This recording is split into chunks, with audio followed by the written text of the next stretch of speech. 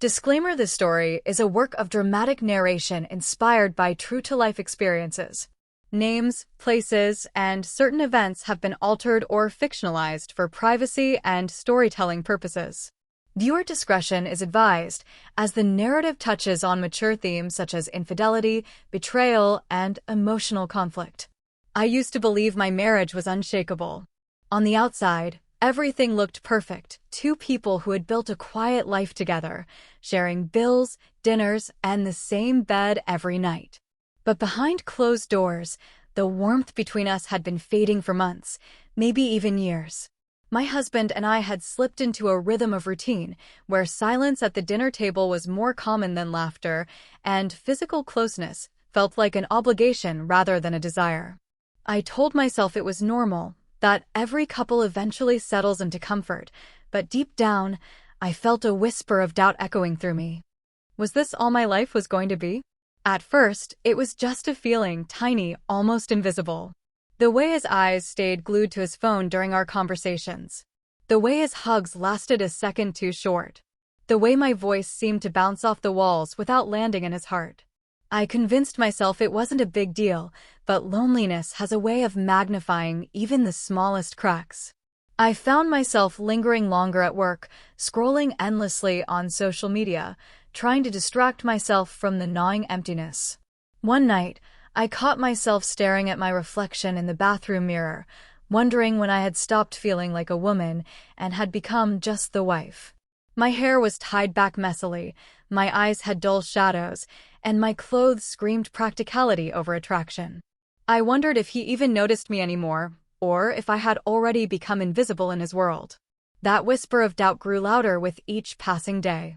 It wasn't until small interactions with others began to feel meaningful that I realized how starved I was for attention.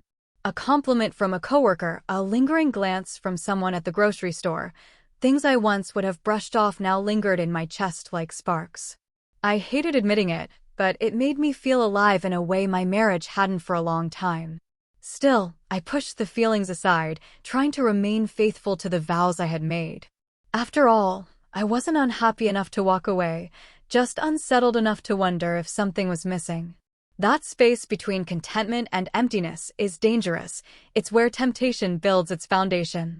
Looking back, I can see how it all began, not with a sudden betrayal, but with these quiet moments of dissatisfaction. The whisper of doubt didn't shout at me. It crept in gently, disguised as curiosity, disguised as longing. I didn't know then that this whisper would eventually roar, tearing apart the life I thought I had under control. At that point, it was only the beginning, an ache I tried to ignore, a question I didn't want to answer. But the truth was already unfolding, step by step, and I was too blind, or maybe too lonely, to stop it. The first time I really noticed him was so ordinary that, at first, I convinced myself it didn't matter. He was just my husband's friend, a familiar face who had been around for barbecues, casual drinks, and the occasional sports night. Nothing about him had ever stood out to me before, aside from the fact that he seemed friendly, always polite, and perhaps a little more observant than the rest. But one evening, something shifted, and a harmless moment became something I couldn't stop replaying in my mind. It happened in the kitchen. I bent over to pick up a dish towel that had slipped to the floor. I hadn't realized he had walked in behind me until I straightened back up and felt the air change. He was standing closer than I expected, too close. For a second, I froze, my heart racing at the nearness of his presence. When I turned my head, our eyes met, and the look he gave me wasn't the casual glance of a friend. It was longer, heavier, filled with something unspoken. My breath caught in my chest, and I stumbled over my words, muttering some excuse about the towel before rushing to the sink. He didn't touch me. He didn't say anything inappropriate. But the silence between us was deafening, thick with awareness neither of us could acknowledge out loud. It was as though a line had been drawn in that moment, invisible but impossible to ignore. After he left that night, I tried to convince myself I was imagining it. People stand close all the time, right? Maybe I was just overly sensitive, projecting feelings because of my loneliness. But then I remembered his eyes, how they lingered, how they seemed to see me in a way my husband hadn't in a long time. That memory replayed over and over, and each time, the whisper of doubt in my chest grew stronger. The days that followed only deepened the tension. Whenever he visited, I became hyper-aware of his presence. The sound of his voice in the living room, the way he leaned casually against the counter, the easy laughter he shared with my husband, all of it felt charged in a way it hadn't before. And though I told myself to avoid his gaze, I found my eyes drifting toward him, searching for something I couldn't quite define. There were no words exchanged about what had happened, no acknowledgement of that brief closeness in the kitchen. But something subtle had shifted, like a door had cracked open in a house that had been sealed for years. I felt both guilty and exhilarated, terrified of what it meant, but secretly thrilled by the possibility that someone, anyone, still noticed me as a woman. That night, lying beside my husband, I stared at the ceiling and wondered what it would mean if I allowed myself to step through that open door. I wasn't ready to answer that question yet, but I knew one thing for certain. I would never forget the moment I bent down, and when I stood back up, he was right behind me. The longer I tried to ignore what had happened, the more I became aware of the emptiness in my marriage. It was as if that single moment in the kitchen had pulled back a curtain, revealing just how fragile the foundation of my relationship with my husband had become. Things I once brushed off as normal, the silence during dinner, the distracted way he answered me, the absence of any real affection, suddenly felt unbearable. Every interaction seemed to underline how far apart we had drifted. We weren't fighting all the time. In fact, that was part of the problem. There was no passion in our arguments anymore, no intensity that showed we cared enough to clash. Instead, our conversations were reduced to logistics, bills to be paid, groceries to be bought, schedules to coordinate. The little gestures that used to mean so much, like a surprise cup of coffee in the morning or a quick kiss before work, had disappeared. We were living together, but no longer living with each other. I tried, at first, to rekindle some of what we had lost. I suggested date nights, cooked his favorite meals, even bought a new dress to catch his attention. But each attempt was met with indifference or distraction. He was either too tired, too busy, or too caught up in his own world to notice mine. The rejection wasn't loud or cruel, it was quiet, subtle, and in some ways more painful because of that. I didn't feel hated. I just felt unseen. That invisibility gnawed at me. And in the spaces my husband left empty, I began noticing how others filled them. A compliment from a colleague, a smile from a stranger, these tiny moments stayed with me longer than they should have. Most of all, the memory of that silent encounter in the kitchen replayed itself in my mind during those lonely nights. The look in his eyes had done something dangerous. It reminded me that I was still visible to someone. I hated myself for even entertaining the thought. I was a wife. I had made vows. But late at night, lying in the dark beside a man who barely reached for me anymore, I couldn't help but ask, was I really wrong to crave more? Was it so unforgivable to want to feel desired again? The cracks in our marriage grew deeper each day, and with them, my resolve weakened. What had once been a fortress now felt like a fragile shell, ready to collapse at the slightest touch. And while I tried to convince myself that nothing serious had happened yet, I knew the truth. I was already standing dangerously close to the edge. All it would take was one more step, one more moment, to send me tumbling into a place I could never return from. Once you notice a line, it's hard not to keep staring at it. That was how it felt with him after that first moment in the kitchen. Every time he came around, the air seemed heavier, charged with something we both pretended not to feel. It was subtle at first, quick glances when no one was looking, a smile that lingered too long, a question that seemed too personal. None of it could be called inappropriate on its own, but strung together, it formed a dangerous thread connecting the two of us. I started to anticipate his visits more than I should have. When my husband mentioned that he was stopping by, I felt a flutter in my chest I hadn't felt in years. I found myself choosing clothes more carefully, fixing my hair, or putting on lip balm before answering the door. These were things I hadn't done for my husband in months, but for this man, his friend, I did them without even realizing. The guilt was sharp, but the thrill was sharper. The conversations between us began to change. He asked questions no one else bothered to ask anymore. how my day had been, what I liked to read, what I dreamed about when I was younger. They weren't flirtatious questions, not directly, but they peeled back layers of me that had been untouched for a long time. When he listened, he really listened, leaning in, nodding, his eyes fixed on mine. I felt myself opening up to him in ways I hadn't with my husband in years. And then came the touches. Innocent at first, a hand brushing mine as he reached for a glass, the slight press of his shoulder against mine when we both leaned over a table, the casual squeeze on my arm when he laughed. Each one was fleeting, but each one stayed with me, replaying in my mind long after he had gone. It was like a spark had been lit, and every time he was near, the fire grew a little hotter. The most dangerous moment came one evening when my husband had stepped out to take a phone call. It was just the two of us in the living room, the silence stretching between us. He looked at me in that same way he had in the kitchen, direct, unguarded, full of meaning. And then he said it, softly but firmly. "You know I notice you, right?" The room seemed to spin. I didn't know how to answer. My heart pounded so loudly I was sure he could hear it. Part of me wanted to run, to shut the door on whatever this was before it could go any further. But another part of me, the part that had been starved of affection for so long, soaked in those words like sunlight after a long winter. We didn't kiss. We didn't touch. But in that moment, something irreversible happened. The connection between us was no longer subtle, no longer silent. It was spoken, acknowledged, alive. And with that acknowledgement came both exhilaration and dread. I knew the ground beneath me was shifting, but instead of stepping back to safety, I found myself leaning dangerously closer to the edge. The night it finally happened wasn't planned. In fact, I think that's what made it so dangerous. There was no deliberate scheme, no conscious decision to betray my vows. It was a moment that slipped past every boundary I thought I had. It was late. My husband had gone out of town for work, leaving me alone in the house. Normally, those nights felt cold and lonely, but this time, I wasn't alone. He had stopped by earlier to drop something off, a casual errand that should have ended at the front door. But one conversation turned into another, and soon we were sitting in the living room, laughing, talking, and sharing more than we ever had before.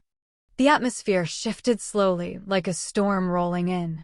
The laughter grew quieter, the pauses between our words heavier. At one point, I caught him staring at me in a way that left no room for misunderstanding. My breath caught, and for a long moment, neither of us spoke. It was as though the world had narrowed down to just the two of us, suspended in silence. When he reached out and brushed a strand of hair from my face, my body betrayed me. Instead of pulling away, I leaned into the touch, closing my eyes as if I had been waiting for that moment all along. The warmth of his hand against my cheek was both electric and terrifying. I knew I should stop it, that I should draw a line in the sand right then and there. But the hunger for closeness, for being seen and wanted, overpowered every rational thought. The kiss that followed felt inevitable. Soft at first, tentative, as though we were both testing the weight of what we were doing. But then it deepened, and with it came a flood of emotions I hadn't felt in years: desire, passion, and the intoxicating thrill of danger. My heart raced, my hands trembled, and yet I didn't stop. I couldn't. When it was over, reality crashed down around us. We pulled apart, breathing heavily, eyes wide with the shock of what we had just done. Neither of us spoke for a long time, the silence louder than any confession could be. The weight of guilt settled in my chest, but it was tangled with something even more dangerous: longing. He finally whispered, "We shouldn't have," and I nodded, though deep down, part of me already knew this wasn't the end. We had crossed a line, and there was no going back. That night, I lay awake in bed, my lips still tingling from the kiss, my heart torn between shame and desire. I told myself it was a mistake, a moment of weakness that could be buried and forgotten. But another voice, quieter yet stronger, whispered back, "You don't want to forget." And that was the truth I didn't dare admit, not to him, not to myself. The door that had once been cracked open was now wide, and I had stepped through it willingly. What came next would change everything. After that night, nothing in my life felt normal. I moved through my days pretending that everything was the same, but inside, I was living a double life. Every interaction, every word I spoke to my husband, was layered with deception. I became a master of half-truths, small omissions, and careful misdirections. The guilt weighed heavily, but the thrill of secrecy made me feel alive in ways I hadn't experienced in years. It started with tiny lies.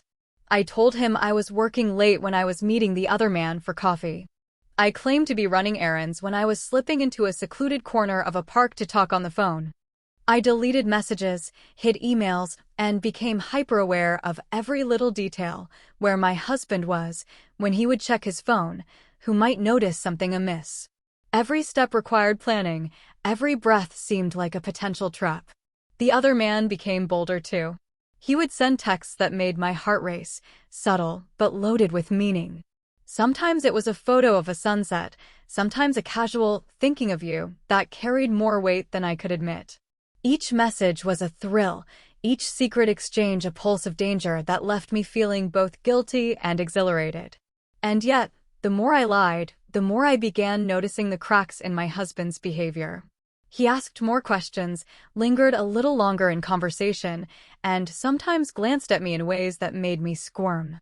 He was suspicious, though not yet certain. The tension between us thickened. Every glance, every offhand remark, felt like a test I had to pass.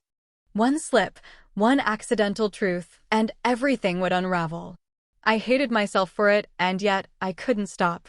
The double life became a rhythm I fell into, a dangerous dance between desire and fear. I knew that one day, the walls of this web I was weaving would collapse. The lies weren't just about protecting my secret, they were about protecting myself from the shame I knew would come crashing down if the truth emerged. There were nights I lay awake, staring at the ceiling, imagining what would happen if he found out. I pictured the confrontation, the anger, the heartbreak, the silence that would follow. And yet, even with that fear gnawing at me, I didn't end it. The pull of the connection, the way he made me feel seen and wanted, was stronger than the caution that my rational mind screamed at me. I was trapped in a web I had spun myself, each strand sticky with desire and guilt. And with every passing day, I realized that this wasn't just a temporary lapse, it was a choice I was consciously making again and again. The more I tried to justify it, the more dangerous it became. I knew that sooner or later, the truth would catch up with me, and when it did, nothing in my carefully constructed life would ever be the same. I had been walking on a knife's edge for weeks, balancing desire and deception, when it finally happened. The moment of discovery was sudden, violent, and unavoidable, the culmination of every lie, every stolen glance, every secret message I had sent. One afternoon, I came home expecting the house to be empty, as my husband usually returned late from work. Instead, I found him standing in the living room, holding my phone in his hand, his face pale but unreadable. For a heartbeat, I froze, unable to speak. My mind raced as I tried to craft some explanation, some flimsy excuse that could save me from the inevitable. But the evidence in his hands was undeniable. The messages, the calls, the carefully hidden photos, they were all there, laid bare like a map of my betrayal. I felt my stomach drop, my heart hammering against my ribs. There was no way out this time. He didn't yell. He didn't immediately confront me with accusations. Instead, he just looked at me, his eyes filled with a quiet storm of hurt, disbelief, and anger. That silence was worse than any scream could have been. I wanted to run, to disappear, to undo everything, but I couldn't. I was trapped in the gravity of my actions, and I knew that nothing I said could lessen the weight of what I had done. Finally, the words came, slow and deliberate. "How long?" he asked, his voice low, almost strangled with emotion. And, just like that, the dam broke. I stammered, tried to explain, tried to justify, but the words sounded hollow even to me. He stepped closer, and for the first time in years, I saw the raw vulnerability behind his anger. The man I had loved, the man I had promised to honor and cherish, was crumbling before me because of my choices. The confrontation was messy, filled with tears, sharp words, and the bitter taste of regret. Every lie I had told, every betrayal I had committed, crashed down in waves that I could no longer hold back. He demanded the truth, and I gave it, every last detail, every interaction, every stolen moment. Speaking it aloud was like ripping open a wound that would never fully heal. Afterward, the house was silent except for our shaky breaths. The betrayal had changed everything. Trust, once taken for granted, was gone. The intimacy we had once shared was replaced by tension so thick it felt like it could be cut with a knife. I wanted to apologize, to beg for forgiveness, but I knew deep down that nothing could erase the damage. The consequences of my actions had arrived, and they were absolute. In the aftermath, I understood the truth I had been avoiding for months. The thrill of desire was fleeting, but the pain of betrayal was permanent. I had stepped over the line, and now there was no going back. Our lives had been fractured, and though time might dull the edges of the hurt, the memory of that discovery would linger forever, a constant reminder of what happens when temptation outweighs loyalty. The days after the discovery were some of the hardest I had ever experienced. The house, once familiar and comforting, felt foreign and suffocating. Every corner held memories of what had been, meals shared, laughter, quiet moments of intimacy, and now each of them was tainted by the shadow of betrayal. My husband moved through the rooms with a measured silence, a quiet that was heavier than any argument. He didn't speak much, and when he did, his words were careful, precise, as though he was weighing every syllable before it escaped. I spent hours replaying everything in my mind, examining every choice, every temptation, every moment that had led me to that point. I saw how my own loneliness, my craving for attention, and my yearning to feel seen had created an opening that should never have existed. And though I had once convinced myself that the other man's attention was harmless, I now understood the destructive power of those choices. Desire had seemed thrilling in the moment, but the aftermath was nothing short of devastating. Rebuilding even a fragment of trust seemed impossible. Every glance from my husband was a reminder of my failure, every conversation a test I was not sure I could pass. I tried to apologize, to explain, to reach across the chasm I had created, but the sincerity of words could not undo actions. It was a humbling, crushing experience, learning that betrayal doesn't just hurt the one you deceive, it destroys the very foundation of the life you've built together. Yet, amid the pain, I also began to understand something important about myself.